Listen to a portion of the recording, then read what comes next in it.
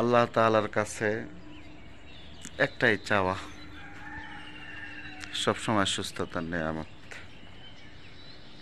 আল্লাহ তাআলা যদি আমাকে সুস্থতা দেয়, আল্লাহ তাআলার কাছে আমি আর কোনো কিছু চাই না।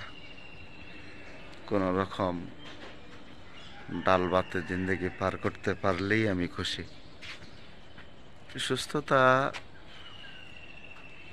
এত বড় নিয়ামত। আপনার যদি কোটি টাকাও থাকে, যদি আপনি অসুস্থ থাকেন, এই কোটি টাকার কোনো মূল্য নাই আপনার কাছে।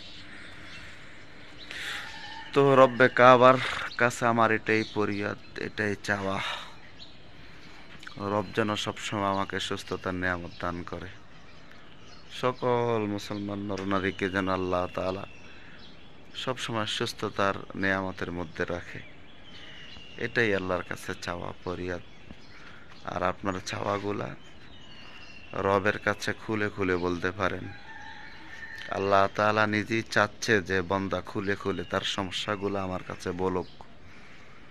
সো আপনি আপনার থেকে আপনার কি চাওয়া পাওয়া, আপনি আপনার প্রভুর থেকে সেটা চেয়ে নিতে পারেন। সবাইকে জানাই ধন্যবাদ। শরীফুল ইসলাম জিহাদি আইডিটা লাইক, কমেন্ট, ফলো, শেয়ার করে সাথেই থাকবেন। ধন্যবাদ।